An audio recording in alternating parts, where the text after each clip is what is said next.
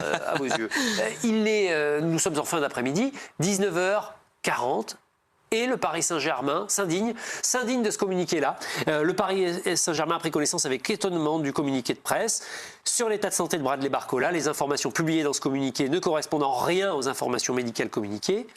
En amont du rassemblement et à la suite du match de la 7e journée de la Ligue 1 face à Lille, le PSG a transmis à l'équipe de France un bilan médical ne faisant en aucun cas état d'une liaison chronique, même d'une lésion. Pour être précis.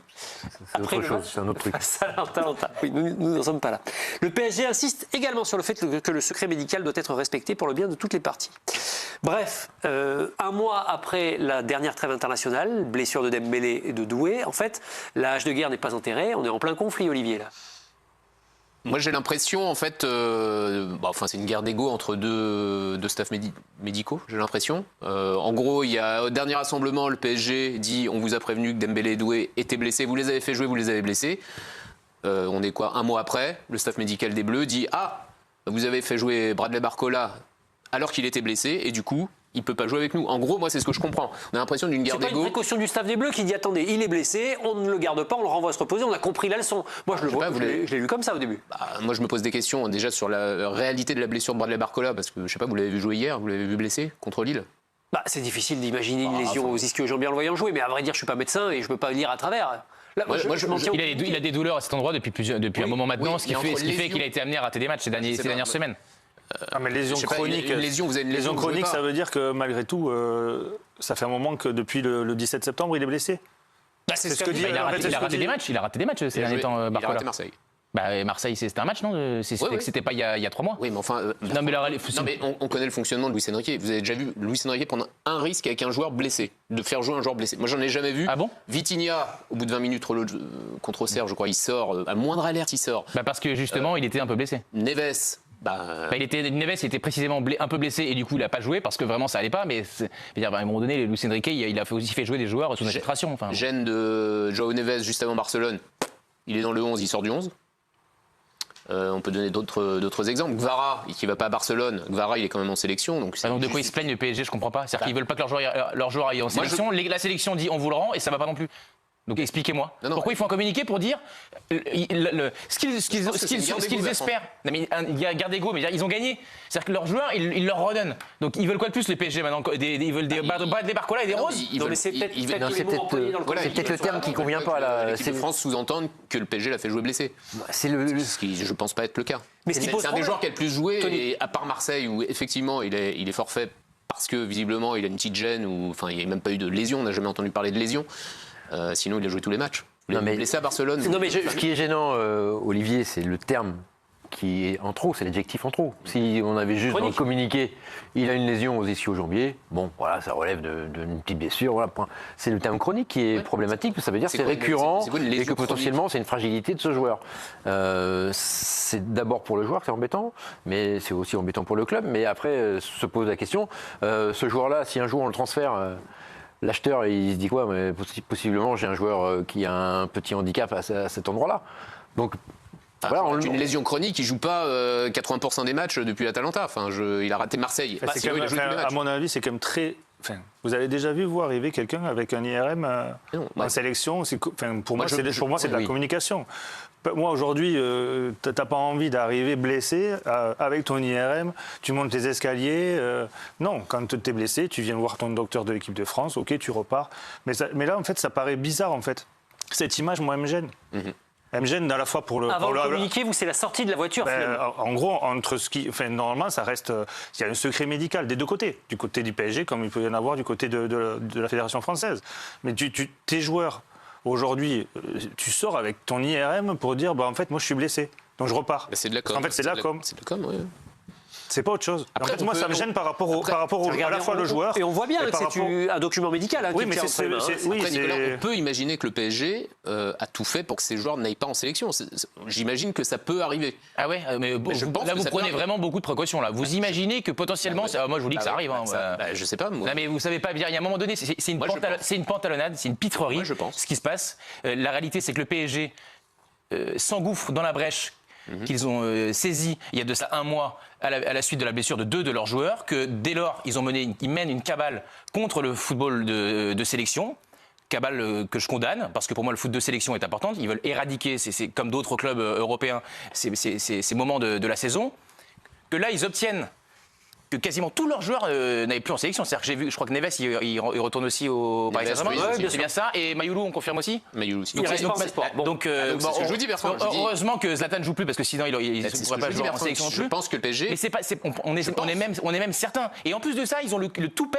En plus, faire des communiqués pour se foutre de la gueule du staff de l'équipe de France, à qui ils ont déjà mis une misère absolue il y a un mois en disant qu'ils étaient inconsidérés, qu'ils ne savaient pas travailler, presque que Franck Le Gall avait son diplôme dans un Kinder Surprise. Donc franchement, il me fatigue au plus haut point le Paris Saint-Germain. Admettez aussi que c'est une guerre d'ego. Ils écrivent pas ça. Et l'ego de quoi? Les Bleus, ils disent OK, le joueur il arrive, l'IRM sous le bras, et le joueur il est lundi soir, il est déjà à Paris chez lui. Sur toute la théorie sur le Paris Saint-Germain, je vous rejoins. Mais le communiqué de l'équipe de France, je le trouve étonnamment pointilleux. De là à citer, il est blessé, c'est une lésion chronique depuis le match contre l'Atalanta. Et au cas où, on met même la date du match contre l'Atalanta. Mais Nicolas, il y a un mois de cela, le staff de l'équipe de France s'est fait traîner dans la boue. Bien sûr.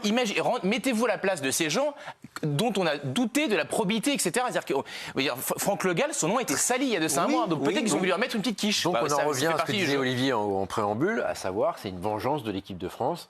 Et il a parlé de guerre d'ego entre les deux staffs. Il n'y a pas de vengeance dans le stade de l'équipe de France. Le staff de l'équipe de France constate la blessure d'un joueur, le rend Paris Saint-Germain. Et le Paris Saint-Germain, sur un mot, il renvoie un communiqué. Pour moi, c'est pas raisonnable. Bertrand, c'est une globalité. Et c'est même aussi une impression. Mais quel est votre avis en fait à vous? Vous êtes avec les Bleus ou le PSG? J'arrive pas à comprendre. Mais je suis neutre. Je ne comprends pas. Moi, j'arrive pas à comprendre que vous n'arriverez pas à trancher, parce que pour moi, il y a un gentil et il y a un méchant. Là-dedans? Bien sûr. Mais c'est pas aussi simple que ça, vous pensez bien. Non, je pense pas. Je trouve que c'est très manichéen. Je trouve que le communiqué de la FFF est particulièrement maladroit. Mais pour moi, la communication, c'est beaucoup moins grave que les actes. Pourquoi vous mettez le match? Pourquoi vous mettez le mot chronique? Vous savez très bien que ça peut poser problème. Mais surtout, même auprès des supporters du PSG, tiens, en fait, ils font jouer Barcola blessé depuis 15 jours. Non, mais Nicolas, c'est surtout que le staff médical de l'équipe de France met en avant le fait que Barcola a joué blessé. C'est ça qui agace le PSG en fait. C'est ça le communiqué de la FFF, c'est qu'il a joué blessé et que du coup là il peut pas jouer avec l'équipe de France. En gros c'est ça. Donc le PSG dit non, il n'a pas été blessé, sinon on l'aurait pas fait jouer. Et moi je pense qu'il n'était pas blessé. Donc, le PSG, donc là c'est encore mieux, c'est-à-dire que le Paris Saint-Germain, son employeur, jette en pâture un joueur en disant ce joueur-là refuse la sélection. Moi je pense pas que Bradley Barcola il se soit levé ce matin en disant je veux pas en sélection. Non, mais il est sorti avant la fin du match. Peut-être il a alors hier soir. De toute façon, il avait une IRM entre les mains. Ça on l'a vu. Donc il y a eu examen médical. Donc j'imagine qu'il y a quand même à minima une gêne. Et dans cet examen, il n'y a peut-être pas marqué qu'il s'est blessé à l'Atalanta, qu'il a joué blessé pendant. Et la réalité, il y a peu de chances que ce soit marqué sur une IRM comme ça. La réalité, c'est que la gêne, elle date pas d'hier soir. Ça fait des semaines, comme pas mal de joueurs du Paris Saint-Germain. Ça vous a pas échappé, même si lui, il est loin d'avoir le temps de jeu que d'Achraf Hakimi. Oui. Il fait partie de ces joueurs pour lesquels ça tirait un peu. Entre ça tire, il y a un risque de se blesser. Et ça tire, la blessure immédiate, il y a toujours un delta. Et donc c'est ce qui a mal fonctionné ou dysfonctionné il y a de cela un mois, s'agissant de Dembélé et de Doué. D'ailleurs, c'est un des joueurs qui a le plus joué, je pense. Bertrand, alors il y a un truc que je capte pas. Vous connaissez très bien l'équipe de France et son fonctionnement. Oui. Ils ont une communication hyper calibrée, tout le temps. Là, ce mot-là, il n'est pas anodin. Et ce que vient de relever Nicolas, c'est ce que je vous ai dit. La date, elle n'est pas anodine non plus. C'est-à-dire que voilà, il se paye le PSG. Mais il se paye le PSG parce que le PSG s'est payé. Mais oui, c'est un match de ping-pong qui se répondent. Mais oui, c'est une course de récréation. Je trouve que vous en restez sur le combat des mots. Communiquer à communiquer. Pour moi, le plus important, c'est ce qui se joue. Et ce qui se joue, c'est que vous avez un club qui a décidé que ces joueurs n'iraient plus en sélection. C'est un peu ça la réalité. C'est-à-dire que ça, c'est factuellement. Barcola, il n'y va pas. Neves, il n'y va pas. Non mais bien sûr, mais évidemment, ces mecs sont à 100%. Hakimi, il est capitaine du Maroc, avant qu'il le. Bon, ça va être compliqué. Vitinha qui a eu une alerte, il est en sélection. Et Ruiz, il est en sélection? Non, Ruiz, il n'est pas en sélection. Bon, c'est quand même très à la carte. Il y a quasiment aucun mec du PSG qui est en sélection et c'est une intervention du Saint-Esprit, quoi. Vitinha, il a eu une alerte contre. Il a joué 20 minutes, il est sorti, grosse alerte contre Auxerre, il est en sélection. Après, on peut être en sélection et pas jouer, on verra s'il joue un match avec le Portugal. Nous verrons bien. Moi, je constate juste qu'il y a même plus un glissement, mais un mouvement fort d'un club qui est vainqueur de la Ligue des Champions pour que ses joueurs n'y aillent pas. De manière très prononcée. Moi, je suis attaché au foot de sélection. Et moi, je suis avec l'équipe de France dans ces cas-là. Voilà. Moi, j'aurais bien aimé voir quand même si ça avait été des matchs importants. Exactement. L'Espagne, l'Allemagne, des gros matchs en fait, ou l'Angleterre, ou tout ça. Là, en fait, on est presque qualifié. Enfin, on va sûrement être qualifié pour la Coupe du Monde pour jouer l'Azerbaïdjan et l'Islande. Ok. Moi, j'aurais bien aimé voir si ces joueurs-là, à un certain moment, en fonction de contre qui tu joues, tu y vas ou tu y vas pas. Mais ça existe, là, ça, avec des joueurs. Peut-être, mais moi je me dis que là, en fait, tu arrives avec ton IRM, tu vois, ouais, bon, en fait, je suis blessé, hein, donc en fait, je repars. Bien sûr que ça existe. Tu joues contre l'Espagne ou contre un gros match, je suis pas persuadé que peut-être, je peux peut-être me tromper, hein, parce que j'ai été joueur, je peux peut-être me tromper, mais j'ai jamais été en sélection, j'avais pas le niveau pour y être. Mais à un certain moment, ils enchaînent tous les matchs tous les 3 jours. Je me dis que peut-être il a envie de souffler, même s'il est jeune, et peut-être que le club il va peut-être considérer de souffler un petit peu, je sais pas. Mais moi, ça m'a paru bizarre cette image. En fait, c'est tout. En fait, c'est que quand on m'a fait constater, j'ai été en équipe de France Espoir, quand j'y allais, on constatait avec le docteur nous disait t'es blessé, tu repars. Là, j'arrivais pas moi avec mon IRM en me disant au premier jour, ça m'a paru bizarre. En fait, tu sais déjà que le joueur il va pas y être avant qu'il arrive, quoi. Il y va pour la forme. Parce que tu es obligé, je crois pas. Apparemment, je crois que tu es obligé de venir faire. Tu dois faire constater ta blessure. Obligé, historiquement, tu es obligé. C'est une règle sur laquelle maintenant il y a des contre-exemples, puisque parfois le médecin du club, quand c'est envoie et ils ne font pas. Le joueur se déplace. Mais il faut être d'accord. Il faut être d'accord entre médecins. Et là, aujourd'hui, il y a un problème. Parce qu'ils sont pas. Les joueurs sont pas au Paris Saint-Germain. Quand les joueurs sont en Angleterre, etc. Bon, si c'est pour prendre l'Eurostar. Ça, je le comprends. Pourquoi c'est de la com, Nicolas ? Il y a un mois, le PSG a reproché au staff de l'équipe de France de ne pas avoir limite lu le compte-rendu médical qu'ils ont envoyé par mail. Donc qu'est-ce qu'ils font cette fois-ci ? Le joueur arrive avec son bulletin médical et le présente au médecin. Voilà, c'est tout, c'est de la com. Comme ça, ils sont sûrs de le lire, il est bon, il est reparti. Je l'ai amené, quoi.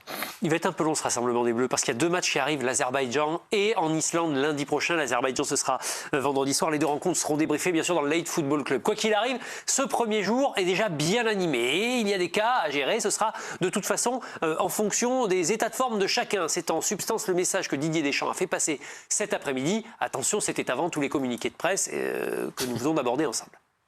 Ils sont tous, à mes yeux, aptes à commencer ou à rentrer, que ce soit au premier ou au deuxième match. Mais en tenant compte de la situation des uns et des autres, je ne suis pas là pour prendre des risques. Évidemment, la discussion directe avec les joueurs, leur propre ressenti est toujours important pour moi.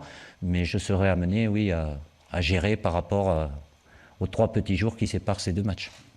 Bon, ça veut dire que tout le monde ne va pas repartir. Certains restent. Mbappé, par exemple, va être un peu mis au repos, le temps de récupérer. C'est le cas de Konaté également, joueur de Liverpool. Mais dans ces histoires-là, à chaque fois, on analyse les sujets à travers le prisme soit du club, là en l'occurrence, en ce moment c'est le Paris Saint-Germain qui fait l'actualité, ça a parfois été le Real Madrid, et le prisme de l'équipe de France. Il y a un élément dont on ne parle jamais, c'est celui du joueur. Et le joueur, ça le met quand même dans une position, dans une fâcheuse posture, réellement. C'est-à-dire que vous êtes à la fois tiraillé entre votre employeur, celui avec lequel vous vivez au quotidien, qui vous paye, et souvent grassement, et l'équipe nationale, pour lequel il y a une relation affective importante pour les supporters de foot et le joueur. Pour le sélectionneur, il a envie d'avoir des joueurs sur lesquels il peut compter, dont il sait que l'investissement est important, et pas uniquement en finale de Coupe du Monde, mais aussi sur le chemin de la finale. Et le chemin de la finale, ça passe par les qualifications. C'est-à-dire que, et du coup, les joueurs, on les entend jamais, puisque Bradley Barcola, il va pas convoquer une conférence de presse demain en disant, alors écoutez, la vérité, voici l'IRM, Michel Simès arrive, et ça se fait pas comme ça. Et du coup, on parle en leur nom, parfois même de sensations, de choses. Et donc Dembélé, on l'a jamais entendu, il a eu le ballon d'or, tant mieux pour lui. Doué non plus, la Barcola, on va passer à autre chose. Et potentiellement, on salit son nom. C'est-à-dire que potentiellement, on peut se dire, il n'avait pas envie de venir. Peut-être qu'en fait, il a envie de venir, mais il a une pression. On l'a vu, et Laurent l'a souligné tout de suite, il est arrivé avec un dossier médical dans les mains. Donc, même s'il ne parle d'ailleurs, pas... mais qui vous dit que c'est... on peut lui avoir dit, en fait, tu t'y pointes avec...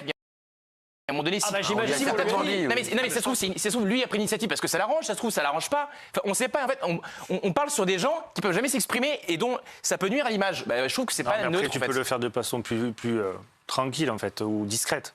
Je parle de Barcola, mais n'importe quel joueur. Je suis d'accord avec ce que tu dis, mais malgré tout, il y en a qui avaient des sacs, tu les vois tous défiler avec des sacs et tout, t'arrives ou un sac à dos, tu mets ton truc, ça passe à l'as, ok, bon, mais il est blessé, il y a une lésion, il y a une petite guerre entre la Fédé et le truc. En fait, aujourd'hui, on est en train de faire un procès, alors que à la fois, je pense que le PSG est très important et notre équipe de France est très importante. Et aujourd'hui, on doit parler aussi de l'aspect sportif des choses. Et l'aspect sportif, c'est qu'il y a des joueurs très importants qui jouent pas pour notre pays. Mais je trouve que Barcola est victime. Il est un peu victime de la situation entre les 2 entités. Ouais, sauf que peut-être que Mbappé il peut dire des choses que Barcola peut pas dire aujourd'hui. Et qu'en fait, il y a le statut du joueur qui fait qu'à un certain moment, tu peux dire des choses ou tu ne peux pas en dire. Je me souviens qu'Kylian Mbappé n'est pas venu en sélection parce qu'il ne voulait plus venir. Ouais, mais il ne l'a pas dit. Oui, il ne l'a pas dit. Mais il l'a pas dit. Mais ça, moi, j'aurais aimé qu'il l'assume. Ces derniers jours, un nouveau bras de fer s'est ouvert entre la Fédération française de football et le Paris Saint-Germain. Et cette fois, le point de tension s'appelle Bradley Barcola. Tout commence avec l'annonce du forfait du jeune attaquant parisien pour le prochain rassemblement de l'équipe de France. La FFF publie un communiqué officiel. Selon elle, Barcola souffrirait d'une lésion chronique à l'ischio-jambier droit, une blessure qui remonterait au match de Ligue des Champions contre l'Atalanta le 17 septembre. Mais à peine ce communiqué rendu public, le PSG sort de son silence et conteste fermement cette version. Le club estime que la FFF s'avance un peu trop vite et qu'elle diffuse des informations médicales inexactes. Selon les médecins du PSG, le bilan transmis à la fédération ne mentionne aucune lésion chronique et encore moins un problème datant de la mi-septembre. Autrement dit, la FFF parle d'une blessure durable, le PSG parle d'une simple gêne passagère. Et au milieu de ce duel, un joueur de 22 ans qui se retrouve malgré lui au cœur d'une querelle institutionnelle. Mais ce désaccord dépasse largement le cas Barcola. Il révèle une tension grandissante entre le staff médical des Bleus et celui du PSG. D'un côté, Didier Deschamps et ses médecins veulent protéger les joueurs en s'appuyant sur leurs propres examens. De l'autre, le club parisien dénonce une communication précipitée, voire irresponsable, qui viole le secret médical et peut porter atteinte à la réputation du joueur. Et ce n'est pas la première fois que le PSG entre en conflit avec la fédération sur la gestion de ses internationaux. On se souvient déjà des cas de Kylian Mbappé, de Presnel Kimpembe ou encore d'Achraf Hakimi, où les calendriers et les diagnostics avaient fait grincer des dents. Alors derrière ce différend médical, il y a un enjeu bien plus profond. Qui a le dernier mot sur la santé des joueurs ? Le club qui les emploie et les soigne au quotidien, ou la sélection nationale qui les convoque au nom de l'intérêt collectif. Dans ce bras de fer, chacun joue sa partition. La FFF veut prouver son sérieux et sa transparence, le PSG veut défendre son image et la confidentialité de ses données médicales. Et pendant ce temps, Barcola, lui, tente simplement de se remettre en forme dans le tumulte médiatique. Une chose est sûre, cette affaire relance une question récurrente dans le football français, la confiance entre les clubs et la sélection. Et quand la communication devient publique, c'est rarement bon signe. Alors, qui dit vrai ? La FFF et sa version d'une blessure chronique ? Ou le PSG qui dénonce une déformation des faits ? Affaire à suivre, mais une chose est certaine, le malaise entre la fédération et le Paris Saint-Germain est lui aussi bien réel.